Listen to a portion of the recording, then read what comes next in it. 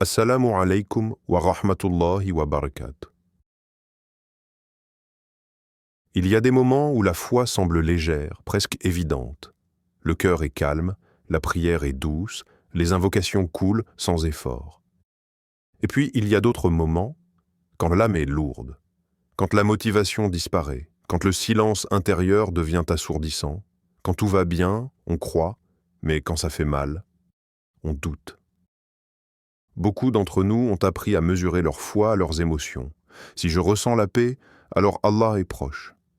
Si je ressens le vide, alors quelque chose ne va pas dans ma foi.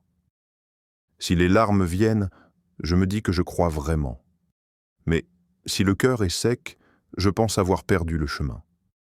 Et c'est là l'erreur. Beaucoup pensent que la foi, c'est ressentir. En réalité, la foi, c'est obéir, même quand on ne ressent rien. La foi n'est pas une émotion stable. Elle ne dépend pas de l'humeur du jour, ni de l'intensité des sensations. Car les émotions montent et descendent, alors qu'Allah, lui, ne change jamais. Cette vidéo n'est pas là pour te faire ressentir quelque chose. Elle est là pour te rappeler une vérité plus profonde, comment continuer à avancer, à marcher, à obéir, même quand le cœur est fatigué, même quand l'âme est silencieuse. Aujourd'hui, nous allons comprendre ensemble comment marcher selon la volonté d'Allah, au-delà des émotions.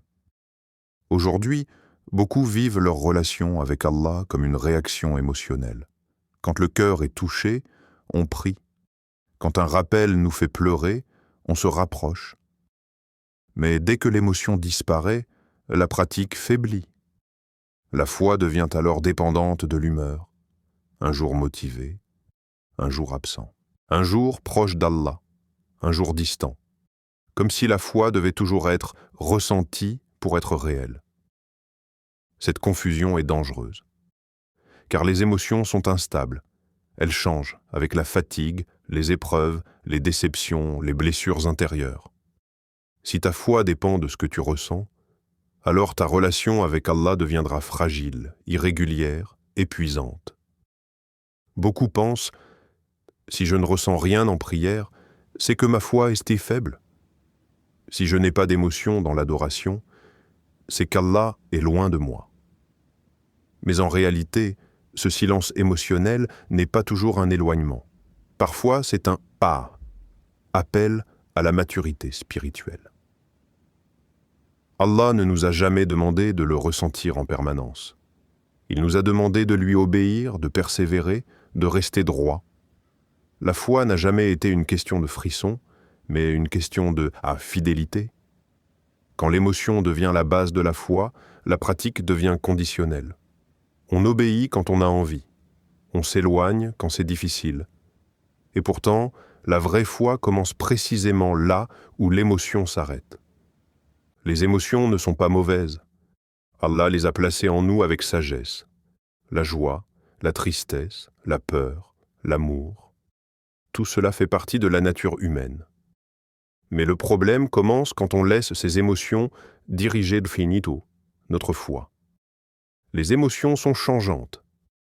Elles varient selon le contexte, la fatigue, les blessures intérieures, les épreuves. Un même acte d'adoration peut un jour te remplir de paix et un autre jour te sembler lourd, vide, mécanique. Et pourtant, l'acte reste le même aux yeux d'Allah. Les émotions peuvent t'encourager, mais elles peuvent aussi tromper. Elles peuvent te faire croire que tu es loin d'Allah, alors qu'en réalité tu es en train de lutter, et cette lutte elle-même est une adoration. Prier sans envie, obéir sans motivation, continuer même quand le cœur ne suit pas. Ce ne sont pas des signes d'hypocrisie, ce sont souvent des signes de sincérité profonde. Car il est facile d'obéir quand tout est fluide, mais il faut une foi plus solide pour rester constant quand l'âme est lourde, les émotions changent, les situations changent, mais Allah ne change pas. C'est pourquoi les émotions sont un don, mais jamais un guide. Le guide, c'est la volonté d'Allah. Et celui qui marche selon sa volonté avance même quand son cœur est silencieux. Pour comprendre comment marcher selon la volonté d'Allah au-delà des émotions, il est essentiel de revenir à la complisa, vraie nature de la foi. La foi, en islam, ne se limite pas à ce que l'on ressent dans le cœur. Elle se manifeste à 3 niveaux. 1. Le cœur, croire en Allah, en ses noms, en ses attributs, en ce commandement. 2. La langue. Témoigner avec sincérité, prononcer les paroles de l'adoration, le dhikr, les témoignages de foi.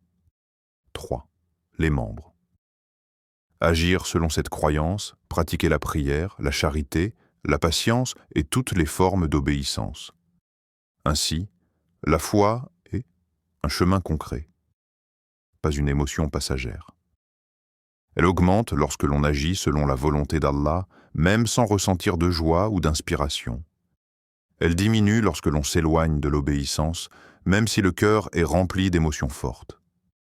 Beaucoup pensent que la foi grandit uniquement avec les frissons, les larmes ou la passion. En réalité, la foi se construit par la constance et la discipline, pas par le ressenti. C'est pourquoi marcher selon la volonté d'Allah ne dépend pas de ce que l'on sent au moment présent. C'est un engagement conscient, une décision ferme de rester fidèle, même dans les périodes de sécheresse spirituelle. La foi n'est pas un état passager du cœur. C'est une trajectoire de vie guidée par la soumission, l'obéissance et la constance. Les émotions peuvent accompagner ce chemin, mais elles ne doivent jamais dicter sa direction. Marcher selon la volonté d'Allah ne se limite pas à ressentir sa proximité ou à espérer des signes visibles. C'est un choix conscient, un engagement à agir correctement, même quand le cœur hésite ou se lasse. Obéir à Allah signifie faire ce qui est prescrit, même quand on n'en a pas envie. Éviter ce qui est interdit, même quand tout semble pousser vers le contraire. Continuer dans l'adoration, même quand elle paraît lourde ou vide de sensations. La véritable obéissance ne dépend pas de l'émotion du moment. Elle s'exprime dans la discipline. Prier même quand le sommeil pèse sur toi. Faire le dhikr, même quand l'esprit est distrait. Être patient dans les épreuves même quand la colère ou la tristesse s'élève. Obéir à Allah, c'est marcher dans la constance, pas dans l'enthousiasme passager. C'est accomplir les actes d'adoration, avec intention, même si le cœur ne ressent rien. C'est comprendre que chaque action faite pour lui, même silencieuse, a une valeur immense. La foi se manifeste dans la persévérance, pas dans le frisson. La sincérité se mesure dans la continuité, pas dans l'intensité émotionnelle. Marcher selon la volonté d'Allah, c'est donc mettre l'action avant le ressenti, choisir l'obéissance avant le confort et rester ferme même quand le cœur est en retrait. C'est ce chemin, parfois difficile et silencieux, qui mène à une foi solide et durable. Pour comprendre ce que signifie marcher selon la volonté d'Allah au-delà des émotions, tournons-nous vers les prophètes, ces modèles de foi inébranlables.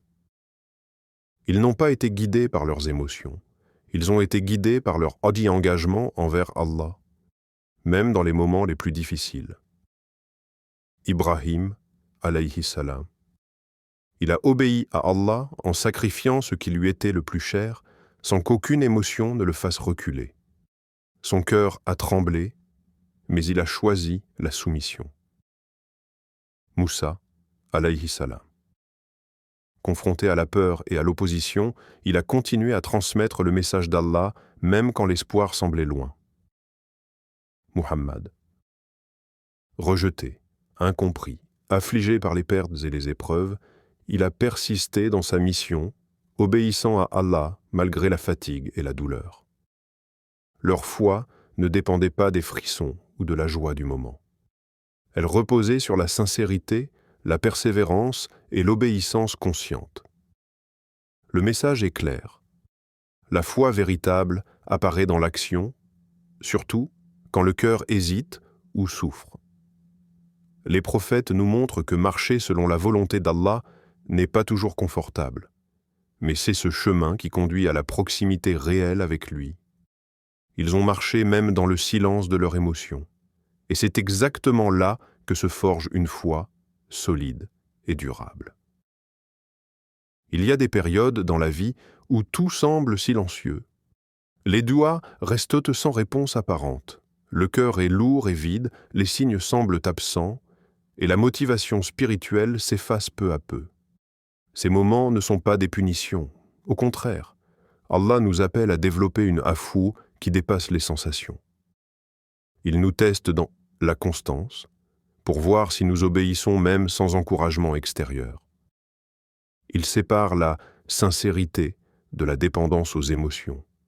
Il nous apprend que la vraie proximité avec lui ne se mesure pas par ce que l'on ressent, mais par ce que l'on choisit de faire.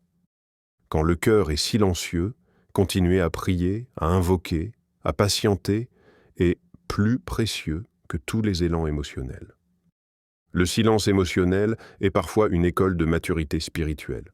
Pour comprendre ce que signifie marcher selon la volonté d'Allah au-delà des émotions, tournons-nous vers les prophètes, ces modèles de foi inébranlables. Ils n'ont pas été guidés par leurs émotions, ils ont été guidés par leur haut engagement envers Allah, même dans les moments les plus difficiles. Ibrahim, alayhi salam. Il a obéi à Allah en sacrifiant ce qui lui était le plus cher, sans qu'aucune émotion ne le fasse reculer. Son cœur a tremblé, mais il a choisi la soumission. Moussa, alayhi salam. Confronté à la peur et à l'opposition, il a continué à transmettre le message d'Allah, même quand l'espoir semblait loin. Muhammad. Rejeté, incompris, affligé par les pertes et les épreuves, il a persisté dans sa mission, obéissant à Allah malgré la fatigue et la douleur. Leur foi ne dépendait pas des frissons ou de la joie du moment. Elle reposait sur la sincérité, la persévérance et l'obéissance consciente. Le message est clair. La foi véritable apparaît dans l'action, surtout quand le cœur hésite ou souffre. Les prophètes nous montrent que marcher selon la volonté d'Allah n'est pas toujours confortable, mais c'est ce chemin qui conduit à la proximité réelle avec lui. Ils ont marché même dans le silence de leur émotion, et c'est exactement là que se forge une foi solide et durable. Il y a des périodes dans la vie où tout semble silencieux. Les duas restent sans réponse apparente. Le cœur est lourd et vide, les signes semblent absents, et la motivation spirituelle s'efface peu à peu. Ces moments ne sont pas des punitions. Au contraire, Allah nous appelle à développer une afou qui dépasse les sensations. Il nous teste dans la constance, pour voir si nous obéissons même sans encouragement extérieur. Il sépare la sincérité de la dépendance aux émotions. Il nous apprend que la vraie proximité avec lui ne se mesure pas par ce que l'on ressent, mais par ce que l'on choisit de faire. Quand le cœur est silencieux, continuer à prier, à invoquer, à patienter est plus précieux que tous les élans émotionnels. Le silence émotionnel est parfois une école de maturité spirituelle. Allah ne teste pas ton ressenti. Il teste ton engagement et ta persévérance. C'est dans ces moments de vide intérieur que la foi se transforme en force stable, capable de résister aux tempêtes de la vie, capable de marcher fermement selon la volonté d'Allah, même quand tout en nous semble s'éteindre. Marcher selon la volonté d'Allah, au-delà des émotions, demande une qualité essentielle, la patience, sabre. Il ne s'agit pas de la patience facile, celle qui vient quand tout va bien ou quand on voit déjà le résultat.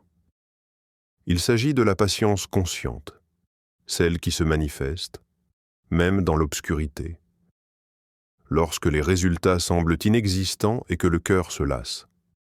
Continuez à prier même si la réponse ne vient pas immédiatement.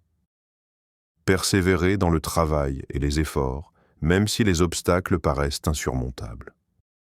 Supporter l'injustice ou la douleur, même si aucune issue n'est visible. Cette patience est un acte d'adoration en soi. Elle prouve que la foi n'est pas conditionnée par le confort ou par les émotions, mais par l'engagement envers Allah. La patience transforme les épreuves en actes de proximité avec Allah. Elle est la preuve d'une foi mature et sincère. Marcher dans l'obéissance sans voir le résultat immédiat, c'est comprendre que chaque effort, chaque action, chaque pas fait pour Allah compte, même dans le silence et l'invisibilité. C'est cette patience, silencieuse mais constante, qui fortifie la foi au-delà des émotions et des circonstances. La confiance en Allah, ou al-tawakkul, ne se limite pas à un sentiment de paix ou de sécurité intérieure. Beaucoup pensent que le tawakkul est un état émotionnel, qu'on ressent lorsque tout va bien. Mais en réalité, il s'agit d'un acte conscient. Une décision ferme de placer sa vie entre les mains d'Allah, même quand le cœur tremble et doute. Avancer dans ses projets même quand la peur ou l'incertitude dominent. Choisir la vérité et l'obéissance même quand tout pousse à la facilité ou au compromis. Persévérer dans la prière, le dhikr et les bonnes actions, même quand l'esprit est distrait et le cœur sec. Le tawakkul véritable commence là où les émotions s'arrêtent. C'est ce choix de continuer, malgré la peur, le doute ou le découragement, qui démontre la profondeur de la foi. La confiance n'est pas ce que tu ressens, mais ce que tu décides de faire. Elle est le pont entre l'obéissance et la proximité avec Allah, même dans les moments de vide intérieur. Marcher selon la volonté d'Allah, c'est donc placer sa confiance en lui avant que le cœur ne ressente la paix. Et avancer avec détermination, pas avec certitude émotionnelle. Il arrive dans la vie des moments où tout semble s'effondrer à l'intérieur. La motivation disparaît, le cœur se sent vide, l'âme est fatiguée et chaque action paraît lourde. C'est précisément dans ces instants que la foi est mise à l'épreuve. Ce n'est pas parce que tu ne ressens rien que ta foi est faible. Au contraire, continuer à marcher malgré le vide intérieur est un signe de sincérité profonde. Prier même quand l'âme est lasse, faire le dhikr même quand les mots semblent vides, persévérer dans les bonnes actions même quand aucun plaisir n'en découle. Allah ne demande pas la perfection émotionnelle, il demande la continuité. La persévérance, l'engagement envers lui, peu importe l'état du cœur. La foi réelle se révèle quand tu choisis d'avancer, même quand tout en toi veut s'arrêter. Les épreuves, le silence intérieur et le manque de ressenti deviennent alors des occasions de renforcer ton lien avec Allah. C'est dans ces périodes de chute apparente que l'âme se fortifie et que la foi prend racine au-delà des émotions et des sensations passagères. Maintenant que nous comprenons que la foi ne dépend pas des sensations, il est crucial de savoir comment la cultiver au quotidien, même lorsque le cœur est silencieux. Voici quelques clés concrètes. 1. La discipline avant la motivation. Prie même si tu n'en as pas envie. Lis le Coran même si les mots semblent le vide. Fais le dhikr même si l'esprit est distrait. La constance crée l'habitude et renforce la foi, indépendamment des émotions. 2. L'engagement avant le ressenti. Décide chaque jour de marcher selon la volonté d'Allah, peu importe ce que tu ressens. L'engagement conscient dépasse l'humeur et la fatigue émotionnelle. 3. Rituel fixe et intention sincère. Maintiens tes prières, tes invocations et tes actions vertueuses de manière régulière. L'intention compte plus que l'état émotionnel. 4. Se rappeler la finalité. Garde toujours à l'esprit que chaque action, même silencieuse, est vue et appréciée par Allah. La récompense ne dépend pas du plaisir ressenti, mais de la sincérité et de la persévérance. En appliquant ces principes, tu construis une barque, foi, solide, constante et durable. Même dans les moments de sécheresse spirituelle, ces habitudes te maintiennent sur le chemin d'Allah. La foi ne se nourrit pas uniquement des émotions. Elle se nourrit de basi, discipline, de choix conscients et de constance. C'est ainsi que l'on marche réellement selon la volonté d'Allah, au-delà des hauts et des bas du cœur. Il est normal de se sentir faible, fatigué ou découragé sur le chemin de la foi. Parfois, le progrès semble minime, les efforts invisibles et les résultats absents. Mais même un pas lent reste un pas vers Allah. Même une petite prière accomplie avec sincérité, même un dhikr murmuré avec effort, compte et a de la valeur. Ne sous-estime jamais la constance silencieuse face à la difficulté. Les petites actions répétées malgré la lourdeur du cœur. Les choix quotidiens d'obéir, même sans plaisir ou émotion. Chaque effort, même discret et invisible, rapproche de la satisfaction d'Allah et fortifie la foi. Ne te compare pas à ceux qui semblent avancer rapidement. Ne mesure pas ta foi à la grandeur des émotions. L'important, c'est de continuer à marcher, pas de courir. Chaque pas, même lent, te maintient sur le chemin droit. Chaque action sincère, même petite, devient un pilier solide pour ta foi. Souviens-toi, la constance, même discrète, est plus précieuse que l'intensité passagère. Allah regarde tes efforts, pas seulement tes sentiments. Au fil de cette réflexion, une vérité essentielle se dessine. La foi ne dépend pas de ce que tu ressens, elle dépend de ce que tu choisis.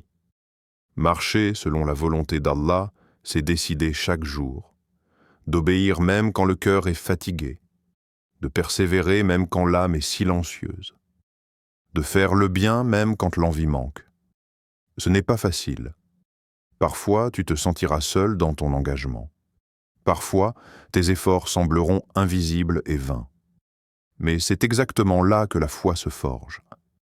C'est dans ces moments de lutte silencieuse que ton lien avec Allah devient authentique et durable. Les émotions viennent et vont, mais la décision de marcher avec Allah reste. Les épreuves, le doute, la fatigue ne mesurent pas ta foi, te choix constant, oui. Alors choisis Allah aujourd'hui, demain et chaque jour qui suit. Marche selon sa volonté, même quand ton cœur ne suit pas encore. Car le cœur finit toujours par rattraper les pas que tu as faits avec sincérité. Assalamu alaykum wa rahmatullahi wa barakatuh. Reste constant, reste sincère et avance toujours sur le chemin d'Allah.